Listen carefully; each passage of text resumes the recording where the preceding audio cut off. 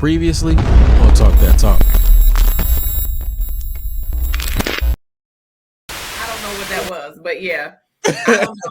I was like, damn, she feels strong about that. I was like, I'm right here with you. She was like, I'm right here with you, girl. I got you.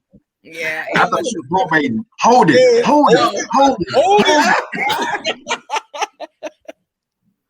No, but yeah, it's a difference. And it's just some stuff in my experience that they would do or kind of approach things in a way that we would never. Now, that's not all of them, but the majority of them, it's a little different. Agreed. Absolutely. Chuck, Rick, before I get to you, Chuck, you are absolutely right. Troy State KK side used to get down back in the day. I remember that. All right, Rick, is there a difference in PWI Greeks and HBCU Greeks? For KK side TBS, Phi Mu Alpha and SEI, hell yeah. And in particular, it's because those organizations on Black campuses are required to live the Black fraternal experience. They're required to step. Some of the most ugly mess you can see is watching some of those PWI chapters of those organizations try to hit the step daddy. I do not want to see resurfacing that daggone video every year. We know. Hey. We're aware. No, it ain't that. It ain't just that. You talking about that side video? Yes. That KK with them people in the band room. Yes, that resurface every year. We are aware. We know. We know. Yes, look just like that, Rick. Good Lord. Hey, no, but it's the truth. In that video, like 40 years old now, too. Like that video's old. Bro. But here's the thing, though. At white schools, KK Psi, and I know this having taught at one for the last 5 years, KK Psi, TBS, Phi Mu Alpha, and SAI, those schools are looked at with the same level of respect that we look at the Black Greek letter organizations. They are. Like KK Psi at UConn gets mad love. Like people will pledge KK Psi and that's it. That was the only fraternity sorority I was in, or TBS. Like they look at it in that way. So for me, I think it can, yes, there are differences, but they hold the organization to just as much esteem that we would hold, whatever organization. And some of us do that. There are some people I know that are only KK Psi and TBS, and that's all they want to be, or Phi Mu Alpha. Eric, that's what he wants to be, Phi Mu Alpha. He loves Phi Mu Alpha. He didn't want to be KK Psi.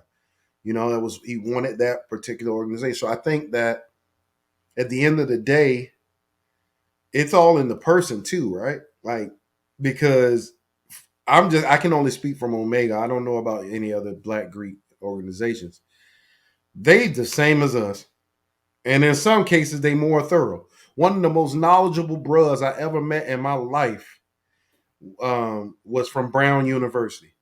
Brown University don't even have a chapter. He plays the citywide chapter, but he went to Brown because he went to an Ivy League school. Another brother up in New York. The most knowledgeable person I've ever met is a brother named Lewis Anderson. Lewis Anderson was he was in charge of the Omega archive, like all these things. That brother was sharp. Knew everything. I learned so much from that brother. So you don't necessarily have to have a Black college experience to be considered a great Black Greek. I think it's the individual. Because if I would have went to JMU, which was my first choice for school, I still would have pledged Omega, and I would have crossed right there, and I would have still been the same bro. So, I think the thing that separates them the most is the Black experience, right? The history that comes with that. Like you said, Portia, these chapters are usually small. You be lucky if you see a chapter of 15 people. Like up here in Connecticut, y'all, like all the Greeks here are tighter than any other situation I've ever seen because we're so small. And my chapter of Omega is the largest chapter in our district. We got 40 people.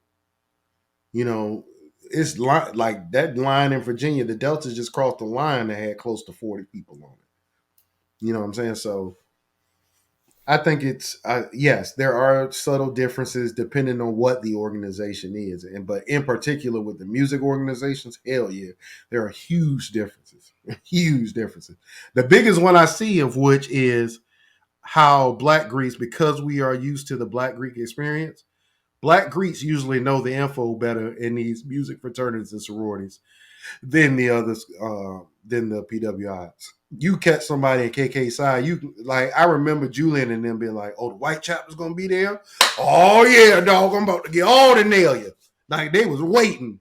Man, I'm about to come back with that coat, that shirt. Oh, let me get that hat off you. I remember a young fella came to PV. This guy came to PV from Lamar and Najee and them. I Oh, saw Jordan. I know. Yeah. You First remember of all, that? Yeah, you was there too. Yeah, you was on them too. Let me explain that situation to you. So remember when I was working in Beaumont? Mm-hmm. He was the other dude that was coming up to the school working with us. Yeah. And when he crossed, I ate his butt alive, dog. And then I was like, bro, you can't go around other people acting like that, bro. Like you need to learn. Like you need to get your info right, bro. Like you can't come to me and act like you good. Like you ain't good. Don't come around me wearing that if you can't be able to defend it, right? And then he pops up at PV. I was sitting back like, oh my God. Maya, Najee, and them ate that boy alive. They, bruh. It was bad. I was just sitting there like this, Maya, just